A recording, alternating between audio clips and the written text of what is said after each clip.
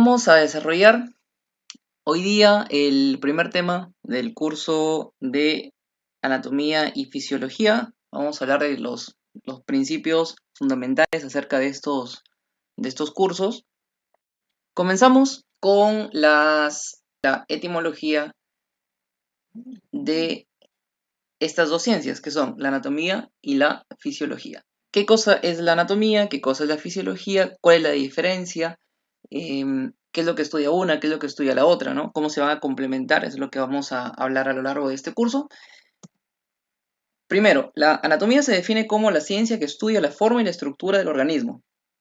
Ya, ese es el concepto, ¿no? Porque muchas personas o muchos alumnos me ha pasado que me dicen, anatomía estudia el cuerpo humano, ¿no? Es algo muy general, ¿no? Porque la fisiología también estudia el cuerpo humano. Pero en lo que se enfoca la anatomía es en la forma y en la estructura del cuerpo humano, ¿ya? Por ejemplo, acá tenemos un órgano, este es el corazón.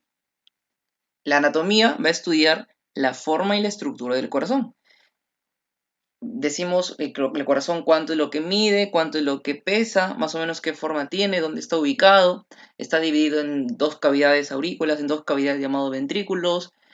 Todas esas características, la forma, la estructura, el peso, las medidas, cómo está dividido, eso es anatomía del corazón, ¿ya? Eso es anatomía del corazón. ¿Y de dónde viene la palabra anatomía? Anatomía viene de ana, que significa por medio de, y tomo, que significa corte o partes, ¿ya? ¿Por qué? Porque para estudiar anatomía tenemos que hacer cortes en el cuerpo, ¿sí? Tenemos que cortar para poder ver, ¿no? Entonces, por ahí le pusieron el nombre. Recuerda que la anatomía se ha estudiado desde épocas muy antiguas a través de la disección, que es cortar el cuerpo de un cadáver, ¿no? Se comenzó con animales, después se pasó a humanos, pero se empezó haciendo cortes. Entonces, desde esas épocas hasta el día de hoy, seguimos haciendo cortes para poder ver cómo es el interior de los órganos, ¿ya? Entonces, de ahí viene la palabra anatomía. Algunos también lo relacionan con la palabra disección. Anatomía también viene de anatomé, que es disecar. Entonces, tiene mucha relación con lo que estoy mencionando. O sea, hay varias formas de estudiar la etimología, ¿no? O sea, hay varias vertientes o varias teorías de dónde nació la palabra anatomía. Ahora, ¿qué cosa es la fisiología? La fisiología es la ciencia que estudia las funciones del organismo. O sea, si la anatomía estudia la forma y la estructura, la fisiología lo complementa con las funciones. Por ejemplo, acá tenemos un corazón. Igual, mira, es el mismo corazón, ¿no? O sea, nosotros tenemos un solo corazón nada más. Pero este corazón, si te das cuenta, a diferencia de este, aquí está funcionando, ¿no? Acá está en movimiento, míralo. Está recibiendo sangre por las aurículas y está bombeando sangre a través de los ventrículos. Entonces, si yo digo que el corazón tiene un ciclo cardíaco que comprende una sístole y una diástole en la cual recibe y bombea sangre, eso es la fisiología del corazón. Repito, entonces en este curso vamos a estudiar las dos ciencias, la anatomía y la fisiología del corazón. Muy bien. ¿Y de dónde viene la palabra fisiología? Deriva de physis, que significa naturaleza, y logos, que significa tratado o estudio. Entonces, naturaleza, uno escucha naturaleza y yo sé que de repente tú te estás imaginando naturaleza, los árboles, las plantas, los animalitos, ¿no? No, esa no es la naturaleza. Acá la palabra naturaleza se refiere a la razón de ser de cada órgano, ¿ya? A eso se refiere, la razón de ser. O sea, por ejemplo, si yo digo la naturaleza del corazón, ¿cuál es la naturaleza del corazón? O sea, ¿cuál es la razón de ser del corazón? ¿Para qué ha sido creado el corazón? Para lo que te estoy diciendo, recibir y bombear la sangre. No, no ha sido creado para enamorarse, no, no tiene nada que ver con eso. Ha sido creado para recibir y bombear la sangre. Esa es su naturaleza. Entonces, la naturaleza vendría a ser la función, ¿ya? ¿Para qué sirve? O sea, ¿para qué está ahí en tu cuerpo? Por lo tanto, fisiología es el estudio de la naturaleza y que corresponde a la función del órgano. Ahora, vamos a hablar un poco acerca de la historia de la anatomía, que obviamente está relacionado con la historia de la medicina, ¿no? Porque se empezó a estudiar el cuerpo humano, se empezó a hacer anatomía con el fin de estudiar enfermedades, con el fin de servir o de hacer algo en beneficio de las personas. Entonces la anatomía y la medicina siempre han estado relacionados. Y por eso vamos a comenzar con algunos, voy a mencionar algunos personajes importantes, ¿ya? No vamos a ahondar en el tema de la historia, pero sí es importante que todos, y sobre todo si postulas a medicina, si estudias medicina, sepas algunos personajes importantes en la historia de la medicina. Hipócrates, que todo el mundo lo conoce como el padre de la medicina, ¿no? Ya está, perfecto. Ahora, ¿por qué es el padre de la medicina, no? O sea, por algo han tenido que designarlo como padre, algo ha tenido que hacer. Bueno, les cuento que Hipócrates fue el que separó la medicina de la filosofía, ¿no? Si ustedes recuerdan, cuando han estudiado filosofía, recordarán que hay varias ciencias que estuvieron metidas en la filosofía y que después poco a poco fueron separándose, ¿no? Y fueron volviéndose ciencias independientes, ¿no? La psicología, por ejemplo, y otras más. La anatomía, bueno, la medicina, igual, la medicina estaba dentro de la filosofía, pero con Hipócrates ya se volvió una ciencia aparte. Hipócrates fue el que ya empezó a hablar de que las causas de las enfermedades ya no era el castigo de los dioses, ¿no? Porque antes se pensaba eso. Antes se pensaba que si una persona tenía una enfermedad era porque los dioses a los cuales esa persona adoraba le habían mandado esa enfermedad por algún castigo, ¿no? Algo malo había hecho y por eso que se le había dado esta enfermedad, ¿ya? Muchos pensaban que las enfermedades eran producidas por espíritus que te poseían, que se metían a tu cuerpo, que se metían a tu cerebro. Entonces, Hipócrates ya empezó a hablar y a decir que no era esa la causa, ¿no? Que habían otras causas. Hipócrates también habló y estableció el juramento hipocrático, que es muy conocido, todo el mundo ha escuchado el juramento del juramento hipocrático, que es un juramento que hacemos los médicos al momento de graduarnos y al momento ya de empezar a trabajar como médicos. Les comento porque muchos piensan que el juramento hipocrático de la época de Hipócrates es el mismo que el juramento actual, ¿no? Obviamente no puede ser el mismo. Si ustedes revisan y pueden googlear, buscan juramento hipocrático, ¿no? El original no es el mismo que nosotros decimos al momento de graduarnos en la actualidad, ¿no? Porque antes se juraba por los dioses de esa época, se hablaba de cosas que en este momento ya ya no existen. Entonces, obviamente, pues eran épocas antiguas, entonces el juramento no va a ser el mismo, ¿no? Se ha modificado, ya en la actualidad se ha modificado el juramento, pero igual se mantiene la esencia, ¿no? Lo principal es no hacer daño al paciente. Eso es en cómo se resume el juramento. No hacer daño al paciente, siempre hacer todo en beneficio del paciente, ¿sí? Y hay varias otras cositas que se mencionan, pero principalmente es eso, esa es la esencia. Y habló también de la relación médico-paciente. O sea, Hipócrates decía que era importante saber entender al paciente, o sea, saber comprender, o sea, como que ponerse en el lugar del paciente, ¿ya? Eso es lo que se conoce como empatía. El ser empático significa comprender y ponerse en el lugar del otro. Mira todo lo que habló Hipócrates, o sea, por eso es un personaje importante y por eso se le conoce como el padre de la medicina.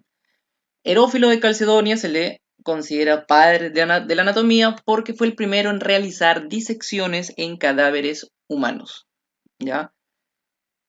Él fue el primero que tuvo esa curiosidad de hacer cortes en cadáveres, en humanos, ¿ah? Porque antes se estudiaba en animales, pero no, él quiso estudiar en humanos. Y obviamente en esas épocas estaba prohibido. No es como ahora, ¿no?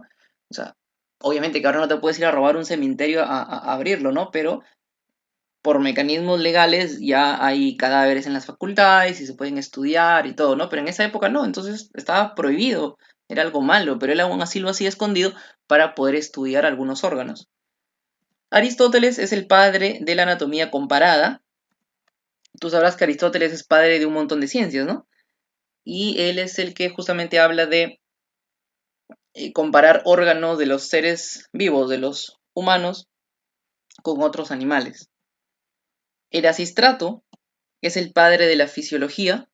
Galeno, el Galeno de Pérgamo, Galeno, que tú lo has escuchado, es un importantísimo personaje de la historia de la medicina, es el padre de la medicina experimental, ¿no? Es tan importante, algunos dicen más importante que Hipócrates incluso, Galeno, tanto así que Galeno es sinónimo de médico, ¿no?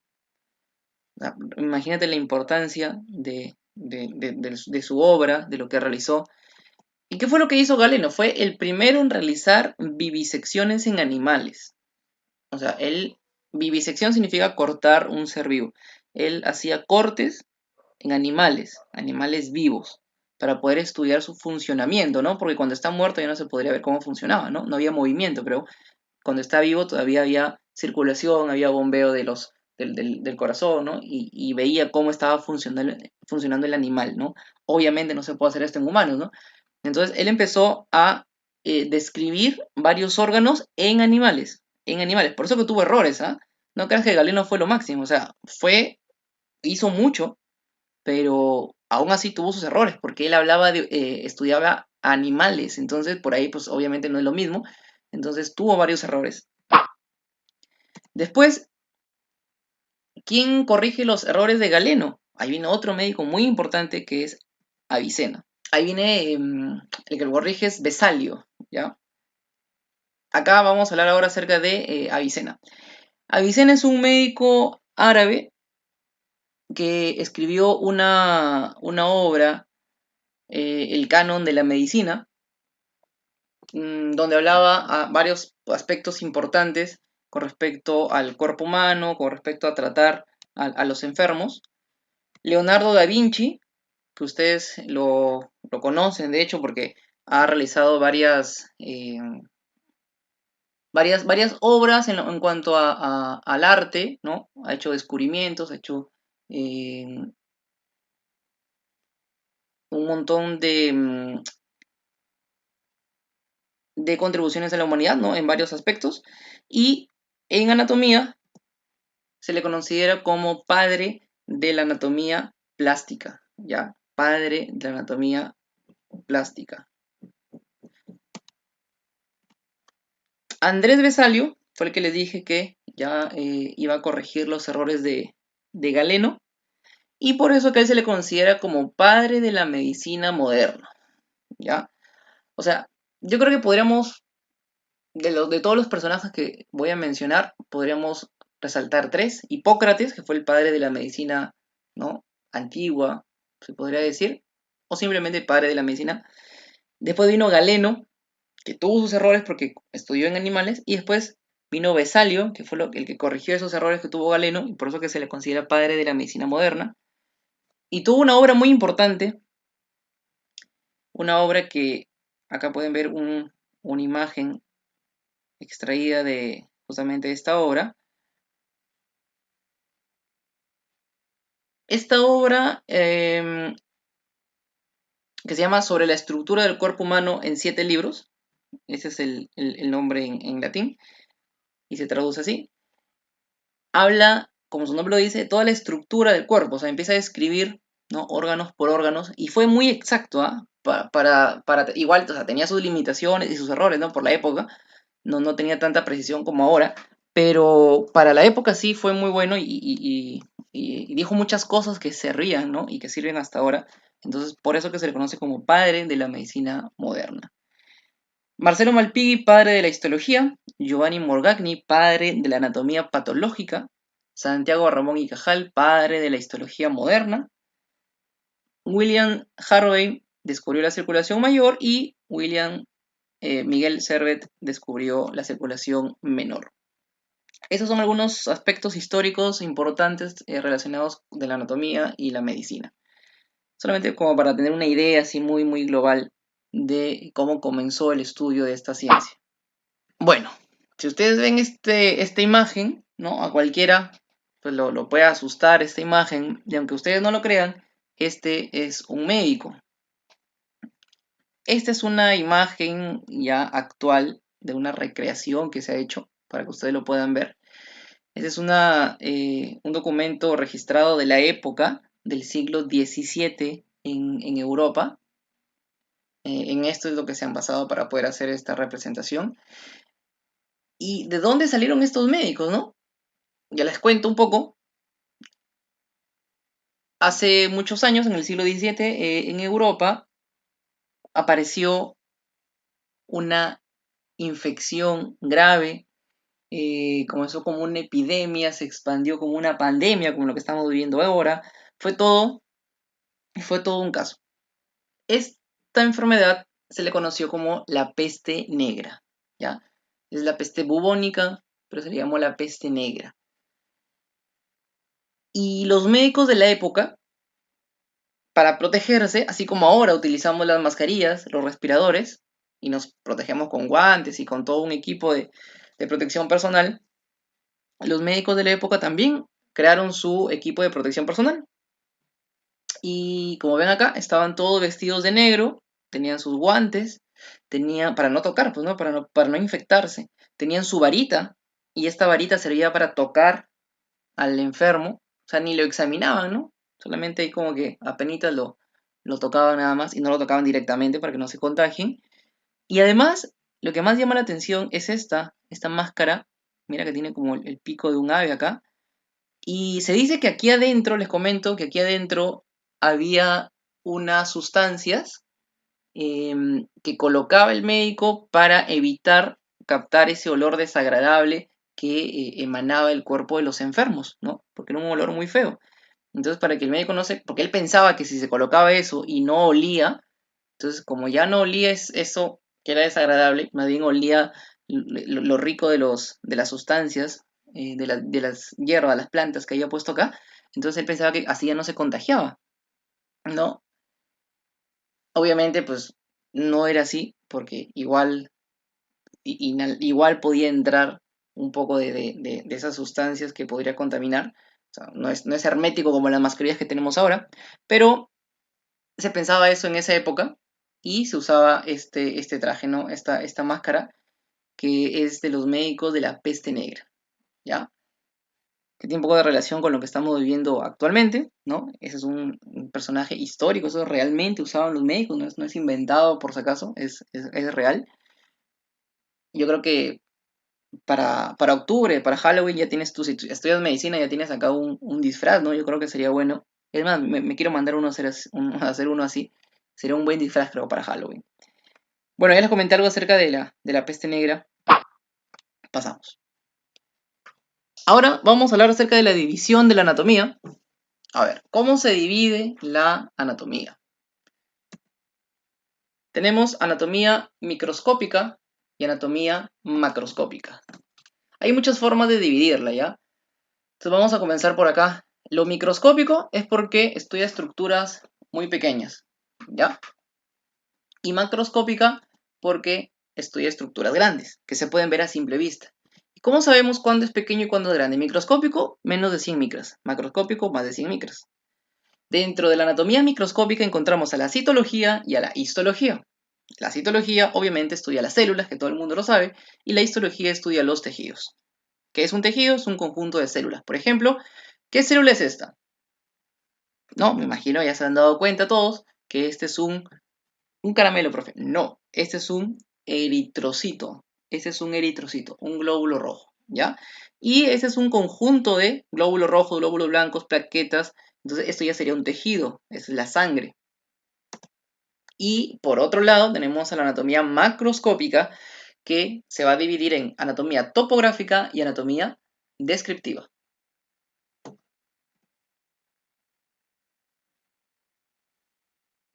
En la anatomía topográfica, ¿qué es la anatomía topográfica? Estudia el cuerpo dividiéndolo en regiones o partes, ¿sí? En cambio, la descriptiva estudia el cuerpo dividiéndolo en ¿qué? En sistemas, ¿ya? En sistemas. O sea, ambas estudian al cuerpo humano, ¿no? Al final el cuerpo va a ser el mismo, pero lo estudian de un enfoque diferente. Esto es estudio a través de regiones o partes, o sea, por ejemplo, la región de la cabeza, el cuello, el tórax, abdomen, pelvis, perineo, miembros superiores, miembros inferiores. Esas son las regiones o partes. En cambio, la descriptiva lo estudia, pero dividiéndolo ¿en qué? En sistemas. Sistema óseo, sistema muscular, sistema cardiovascular, etc. ¿Ya? Generalmente, cuando estudiamos en nivel preuniversitario y desde el colegio, se lleva anatomía descriptiva, porque estudiamos por sistemas, que es lo que vamos a hacer en este curso. En la universidad, ya para profundizar más, se estudia anatomía topográfica, porque se va a estudiar en la primera unidad la región de la cabeza, la región cervical del cuello, la región torácica, así, por regiones. Pero ahora vamos a estudiar anatomía descriptiva. Pero al final es la misma anatomía, sí, porque es el mismo cuerpo, ¿no? Sino que son, como te digo, enfoques diferentes. Muy bien, seguimos con otra rama de la anatomía, que es la anatomía aplicada. La anatomía aplicada es la que basa su estudio con relación al diagnóstico y al tratamiento de las enfermedades. O sea, esta, como su nombre lo dice, aplicada, ya se aplica. ¿Y se aplica para qué? Se aplica para el diagnóstico y tratamiento de las enfermedades, ¿ya? O sea, esa es la que vamos a utilizar en medicina, por eso que algunos le llaman también anatomía clínica. Esa es la que ya nos va a servir en la práctica, nos va a ser útil para poder diagnosticar y tratar enfermedades. Y aquí tenemos varias ramas, ¿ah? Pero vamos a mencionar tres específicamente. La anatomía endoscópica, la anatomía radiológica y la anatomía patológica. A ver, en la anatomía endoscópica se realiza el estudio de las partes internas del cuerpo a través del endoscopio. Aquí hay algunos prefijos que tú tienes que aprender, ¿ya? Hay una lista de prefijos, ¿ah? Si alguien no lo sabe todavía, lo puede apuntar. Por ejemplo, hace rato te mencioné micro, macro, ¿no? Micro pequeño, macro grande. Endo, ¿qué significa endo? Endo significa interno. Y el término oscopio, anda apuntando si no lo sabes los términos, oscopio significa observar, ¿ya? Observar. Oscopio, observar. Entonces, endoscópica significa observar hacia adentro. Y para eso tenemos, mira acá, esta imagen, este aparatito, este es el endoscopio. Este aparatito tiene una camarita acá y tiene un tubito largo conectado con un monitor. Entonces, si queremos ver el estómago, por ejemplo, para diagnosticar gastritis, vamos a introducir este aparatito por la boca, obviamente con anestesia, y va a llegar hasta el estómago. Y como está conectado con el monitor, el médico, el gastroenterólogo que hace este procedimiento, observa en el monitor cómo está la parte de adentro del estómago. Eso lo vamos a ver ahorita en una imagen. Y si queremos ver, por ejemplo, el colon, si el médico sospecha de un problema en el colon, te manda a hacer una colonoscopía. Pues también sería parte de la anatomía endoscópica. Una colonoscopía se va a introducir el aparatito, que es el colonoscopio, igual que es una camarita con un tubito largo, se introduce a través del recto y sigue este recorrido del colon, ¿no? No te duermen por completo, pero te colocan una anestesia local acá. Y el médico con cuidado va a agarrar el aparatito que es el colonoscopio y con mucho cuidado, ¿no? Y con amor sobre todo, lo va a introducir a través de tu recto y va a recorrer tu colon. Obviamente que previamente ha tenido que haber una limpieza del colon, ¿no? Para que pueda verse bien las estructuras, ¿no? Se le da un enema, se le hace una preparación para que el colon esté limpio. Obviamente que el paciente tiene que ir después de no haber comido, después de unas horas de no haber comido, ¿no? O sea, para que obviamente si no vas a encontrar heces, ¿no?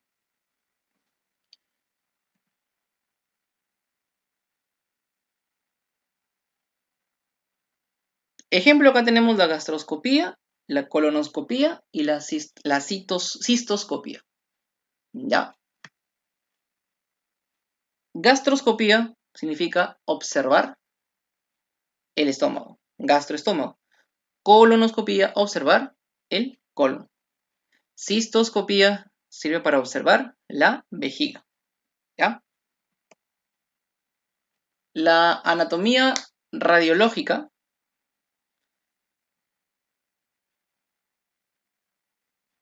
es la ciencia que nos permite estudiar el cuerpo a través de métodos de imágenes, ¿sí?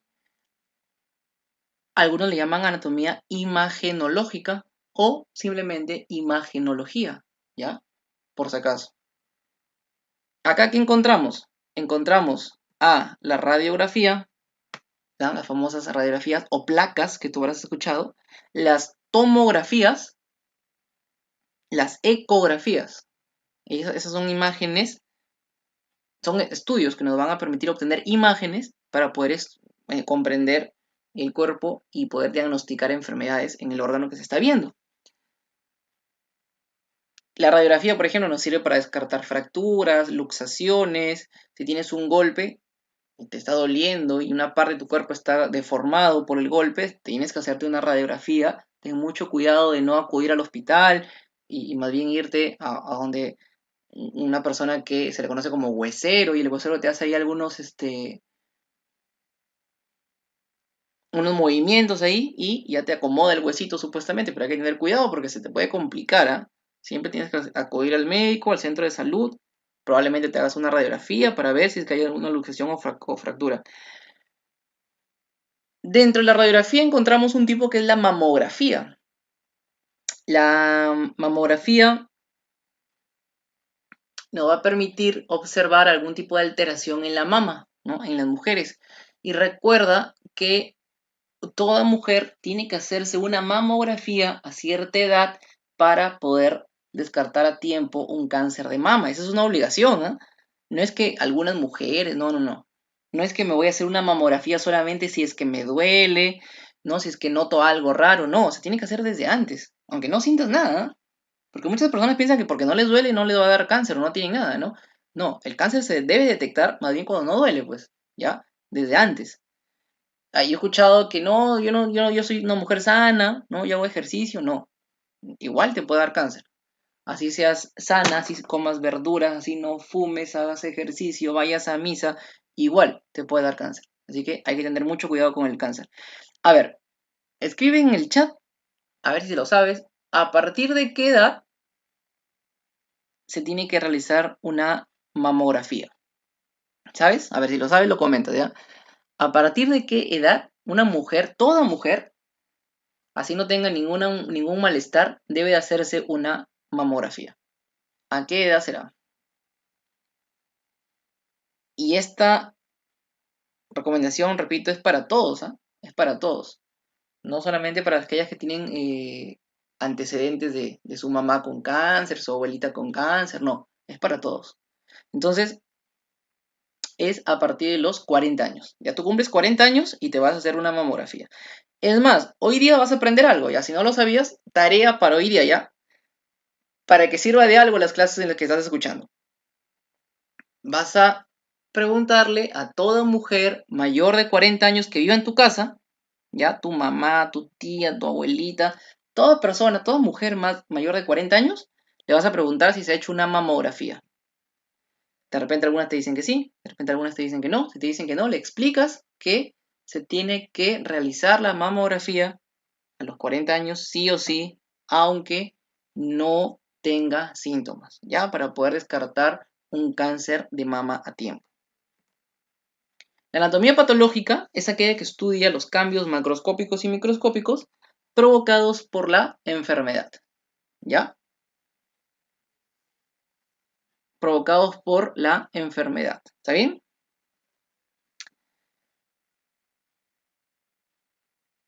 Por ejemplo, vemos acá el hígado, un hígado normal, y acá tenemos un hígado con cirrosis. Si tú observas,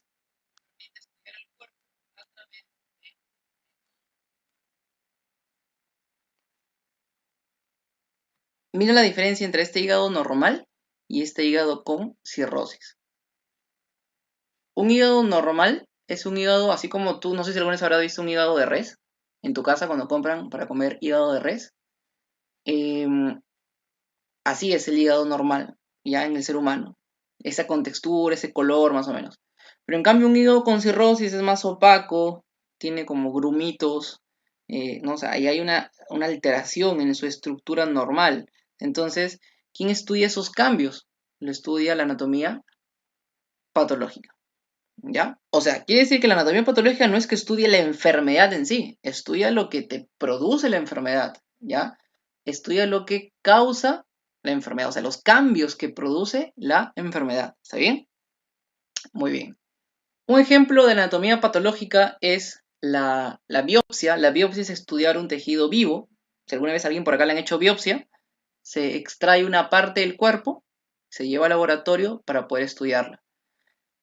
Esa es una biopsia, ¿no? A diferencia de la necropsia, que sería estudiar el cuerpo de un cadáver, ¿no? Biopsia es si estás vivo y te extrae una partecita para examinarla. Pues una parte de tu piel, una parte de tu estómago, de cualquier parte, esa es una biopsia.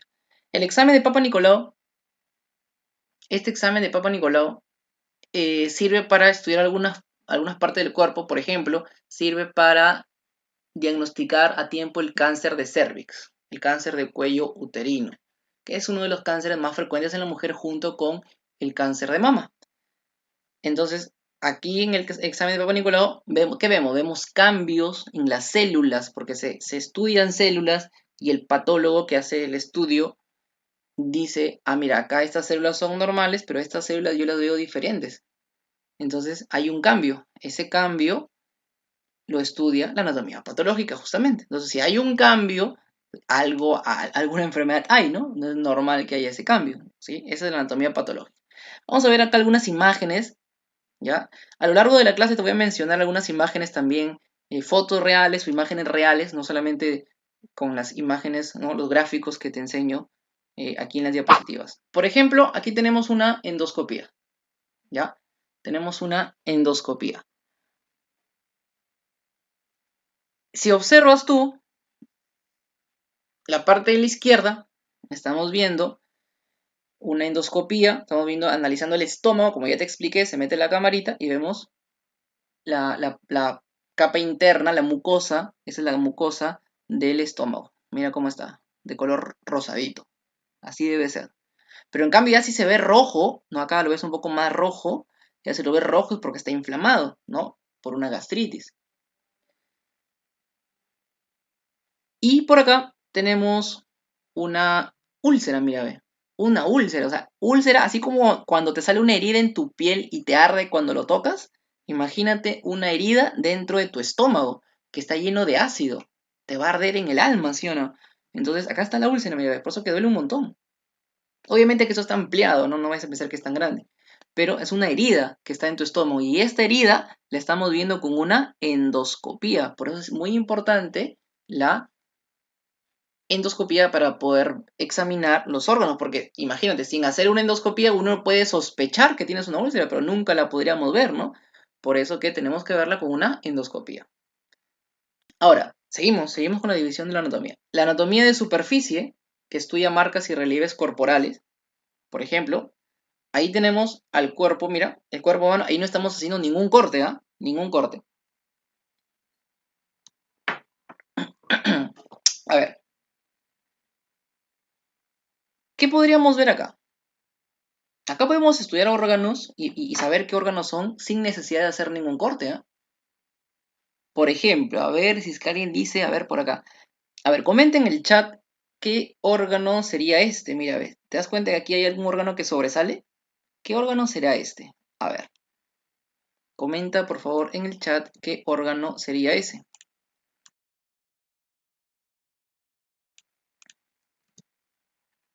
Ese sería el esternocleidomastoideo, ¿ya? El esternocleidomastoideo, que es un músculo, y se nota acá. ¿Yo cómo sé que ahí está el esternocleidomastoideo? Yo no lo estoy viendo directamente, ¿no? Pero estoy viendo el relieve que forma el esternocleidomastoideo. Eso es lo que estoy viendo yo. No estoy viendo el músculo directamente, estoy viendo el relieve que forma. Y así se forman, mira, varios relieves por acá. Acá vemos venas, por acá vemos músculos, ¿ves? Acá está la clavícula, o sea, podemos notar y podemos saber qué órgano está ahí por el relieve que forma. Las marcas también. Si tú ahorita en este momento ves tu antebrazo, ahí hay unas marquitas verdosas, ¿no? Esas líneas de color verdoso, ¿qué serán? Son venas, ¿no? ¿Y cómo sabes? Porque no la estás viendo directamente, pero estás viendo una marca ahí. Entonces, esa es la anatomía de superficie, estudiar el cuerpo humano sin hacer cortes, solamente por encima nada más, por eso se llama superficie. Acá estudia las huellas digitales también, ya, y en general sin hacer cortes. La anatomía comparada estudia las semejanzas y diferencias en la anatomía de los distintos seres vivos. Los órganos de los seres humanos con los otros animales, por ejemplo, lo vamos a comparar con un murciélago. Si observamos acá el miembro superior de un humano y el ala de un murciélago, mira, ¿cuáles son los huesos que hay acá en el humano? El húmero, el cúbito, el radio, carpos, metacarpos y falanges. En cambio aquí, bueno, en cambio no, es lo mismo. Mira, húmero, cúbito, radio, carpos, metacarpos y falanges. O sea, los huesos son los mismos, pero lo que va a cambiar, ¿qué cosa es? Si te das cuenta, es el tamaño, mira, ve. Mira el húmero en nosotros, es el hueso más grande del miembro superior, pero el húmero en el murciélago es más pequeño, mira, ve. En cambio, los metacarpos de ellos y los falanges son más largos, porque son los que van a formar el ala. ¿Ya? Así la situación. Entonces, nosotros tenemos semejanzas con el murciélago, porque tenemos los mismos huesos, y tenemos diferencias con el murciélago. ¿Y por qué tenemos cosas parecidas con el murciélago? ¿Qué tenemos en común nosotros con el murciélago? ¿Qué hay en común entre el humano y el murciélago? Batman, profe. No. ¿Qué hay en común? Que somos... ¿Qué tipo de animales somos? Somos mamíferos. Ambos somos mamíferos, por eso que tenemos cosas semejantes, pues. La anatomía del desarrollo estudia el desarrollo del ser humano desde que es fecundado hasta que se convierte en adulto. Mira, desde que es fecundado hasta que se convierte en adulto.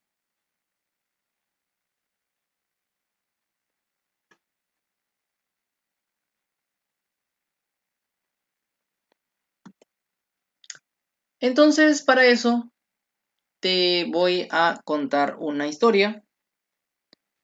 A ver, cuando tus padres fueron de luna de miel a cumplir el contrato matrimonial, que en una de sus cláusulas establecía ciertas actividades conyugales, ¿no? Con intercambio de fluidos corporales. Así me entienden, ¿no? O sea, cuando tus papás fueron a hacerte a ti. En ese momento se produce el acto sexual, ¿ya? Se va a producir el coito. El coito, para aquellas personas inocentes que de repente no saben todavía, el coito es la introducción del pene en la vagina, ¿ya? Ese es el coito. Entonces, en el acto sexual el pene va a ingresar, ¿no? Después va a salir, va a ingresar y salir y así, en fin, no vamos a entrar en detalles, pero en ese momento se va a producir la eyaculación al final del acto sexual. Y en la eyaculación van a salir los espermatozoides, dentro del semen salen millones de espermatozoides. ¿Tú sabes cuántos espermatozoides salen, más o menos, cuántos espermatozoides salen en una eyaculación normal? Más o menos unos 300 a 400 millones de espermatozoides, ¿ya? 300 a 400 millones de espermatozoides. A ver, la anatomía del desarrollo, como les decía, va a estudiar al ser humano desde que es fecundado hasta que se convierte en adulto, ¿no? Ya, muy bien. Ahora, ¿qué es lo que sucede al momento, decía, al momento del acto sexual? La mujer va a liberar un óvulo, ¿ya? El ovocito secundario lo va a liberar en un proceso que se llama ovulación, ya va a salir del ovario, sale, y el espermatozoide va a ingresar por acá, obviamente ingresado por la vagina, entran millones de espermatozoides, 300 a 400 millones aproximadamente, y se van quedando en el camino, y al final, más o menos unos 1000 van a rodear al ovocito, y va a haber uno que pueda ingresar y pueda unirse, y a eso se le conoce como fecundación. ¿Qué cosa es la fecundación? Es la unión del espermatozoide con el ovocito. Esa es la fecundación, ¿ya? Es fácil, ¿ah? No le des mucha vuelta, no te compliques mucho la vida. Esa es la fecundación. la unión del espermatozoide con el ovocito, que tiene un proceso también, y eso lo vamos a hablar aparte cuando hablemos de embriología, ese es un tema aparte, ¿no? Las fases de la fecundación y todo eso. Después se forma una nueva célula, que es el huevo cigoto. El huevo o cigoto, que es una célula nueva que se ha formado, este ya es un nuevo ser. Pero esta nueva célula se empieza a dividir y se divide en dos células, se divide en 4, se divide en 8, 16, 32, 64, 128, 256 y todos los múltiplos, todas las potencias de 2, ¿ya? Empiezan a dividirse, mira. Y a medida que se van dividiendo, este nuevo ser se va dividiendo, se va moviendo, se va desplazando por la trompa de Falopio y llega ¿hacia dónde? Llega hasta el útero. Y en el útero se va a meter en el endometrio, se va a implantar. Mira, se tiene que pegar ahí, pues porque si no se pega, no va a poder desarrollarse el embarazo. Se tiene que pegar, eso se llama implantación. Más o menos ocurre puede ser entre el sexto y décimo día, como mencionan algunos libros de embriología, sexto y décimo día. Más común es que sea entre el día 6 y 7, ¿no? Algunos libros dicen una semana, o sea, es aproximado, pero puede ser entre 6 y 10 días después de la fecundación. Vamos a ponerle acá 6 días, o sea que ha pasado 6 días desde la fecundación hasta la implantación, ¿ya? Mira. Y una vez que se pega, va a empezar a crecer. Después ya se forma el embrión, después ya se forma el feto y todo ese recorrido. Ahora, ten en cuenta algo, ¿ah? Escúchame esta parte porque te va a importar esto. Te comento algo. Cuando se implanta este nuevo ser, como está rompiendo la pared, imagínate que tú haces un hueco en tu pared para meter algo ahí. Acá igual, estás rompiendo la pared del útero para que se meta ahí este nuevo ser, para que se implante. Entonces, si estás rompiendo, va a salir sangre, pues. Entonces, hay un pequeño sangradito. Y este sangradito puede salir por la vagina. Entonces, la mujer va a ver un pequeño sangrado. Te comento esto, ¿por qué? Porque muchas veces ha pasado que las personas, adolescentes irresponsables, como algunos de ustedes, ojalá que ustedes no, pero tienen relaciones sin ningún tipo de protección, a la mujer no le viene su menstruación, está preocupada y después de unos días le vino un poquito de sangre. Entonces la mujer dice, uy, bacán, ya me vino la menstruación. Es poquito, pero no importa, ya me vino sangre. Ten cuidado, puede que no sea la menstruación, puede que sea el sangrado producido por la implantación. No te quiero asustar, ¿ah? Ten cuidado. Entonces, desde la fecundación hasta la implantación, más o menos 6, 7, hasta 10 días pueden pasar, ¿ya? Por si acaso. Y después viene el embrión y el feto. El embrión a partir de la tercera semana y feto a partir de la novena semana. O sea, no es que de frente haya un feto, ¿ah? Porque muchas personas también piensan eso, que desde que se embarazan ya tienen un feto en su vientre. No, no, hay mujeres que tienen 2, 3 semanas, ya mi feto, mi feto. No. A partir de la tercera recién es un embrión, a partir de la novena recién es un feto. No, hay mujeres que incluso yo he visto, ¿ah? Que con toda la emoción del embarazo, 3 semanas, ya creen sentir pataditas, ¿ya? Entonces imagínate, tercera semana, cuarta semana, que el embrión es chiquitito, no te va a patear, pues, ¿no? Pero obviamente, pues ya por cuestiones ya psicológicas, ¿no? Tú crees que estás sintiendo patadas, pero obviamente no son pataditas, ¿no? Es muy pequeño todavía. Entonces, eso es lo que estudia, todo lo que esté mencionado se llama anatomía embriológica o embriología, que está dentro de la anatomía del desarrollo, desde que eres fecundado hasta que naces, ¿ya? Cuando naces, ya pasas a llamarte neonato, el recién nacido que va entre el día, desde que naces hasta el día 28, el recién nacido. Entonces ahí te estudia la neonatología. Neonatología, la ciencia que estudia el recién nacido. Después sigues creciendo y pasas a llamarte lactante. El lactante es el bebito, ¿ya? Es el bebito que tiene menos de 2 años. Ese es el lactante. Se supone que hasta los 2 años tienes que tomar su leche materna el bebé, por si acaso. Esto apréndetelo, por favor. Esto es para tu vida, te va a servir para tus hijos. Esto es cultura general. Según la Organización Mundial de la Salud, El bebé tiene que tomar su leche materna hasta los 2 años. Si la mamá está sana, que le dé su leche. O sea, tú dirás, pero profesor, ahí hay fórmulas, ¿no? No. La fórmula es cuando la mamá no le puede dar a su hijo por alguna razón, ¿no? De repente está enferma, ¿no? Está internada, está inconsciente. Ahí sí le puedes dar fórmula, pero nunca la leche en fórmula va a reemplazar a la leche materna, ¿ya? Por si acaso, no es conveniente. Hay mujeres que le dan solamente un año, hay unas que le dan medio año nada más, porque yo he escuchado, a mí me han dicho, doctor, yo he escuchado que solamente la leche se da hasta los 6 meses. No, no, no, no, no. Han entendido mal, les explico. Hasta los 6 meses solo se da leche materna. Desde que naces hasta los 6 meses solo se da leche materna. A partir de los 6 meses ya le puedes agregar alimentos, otros alimentos, pero le agregas, no es que lo vas a reemplazar por la leche materna, no, le agregas. Ya le puedes dar algunas cositas, ¿no? Obviamente no cualquier comida, no le vas a dar gaseosa, ¿no? No, pero ya le puedes agregar algunas comiditas. Pero sigues con la leche materna hasta los 2 años, ¿está bien? Ahora, ¿hay un límite hasta el cual darle de lactar a tu hijo? No, realmente no hay un límite, es hasta que la mamá quiera, hasta que la mamá con el hijo quieran, o sea, no hay un límite. Le puedes dar hasta los 3 años si quieres, hasta los 4 años, hasta la edad que tú quieras. Pero mínimo se recomienda los 2 años, ¿ya? Ten cuidado con esta indicación. 2 años por lo menos, eso es lo mejor para que el bebé pueda estar nutrido ya y tenga sus defensas. También habrán escuchado ustedes de repente que muchos dicen que a partir del año ya la leche es agua, ¿no? Y que ya no nutre al bebé. No. Sí puede haber un cambio en la consistencia de la leche. Tú lo puedes ver un poco más líquido de repente. No dirás, uy, no, ya es agua, ya no tiene nutrientes. No, no. Ya está demostrado, ¿no? Está demostrado que la leche todavía tiene nutrientes a esa edad.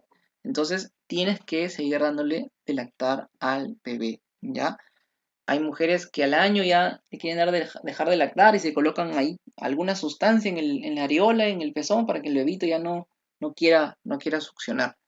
Yo he escuchado, se colocan sábila, ¿no? Tomate, cebolla, no sé qué tanta cosas echan. Y ají, algunas echan ahí a la areola. Y el pobre bebé va emocionado a tomar su leche, ¿no? Y pobrecito ahí con el ají, lo que dejas traumatizado al pobre bebé. No, entonces no hagas eso, ¿ya? No hagas eso, no es bueno, después esos niños no tienen problemas de aprendizaje, ¿no? No ingresan a la universidad, entonces un montón de cosas. Hay que tener cuidado, ¿ya?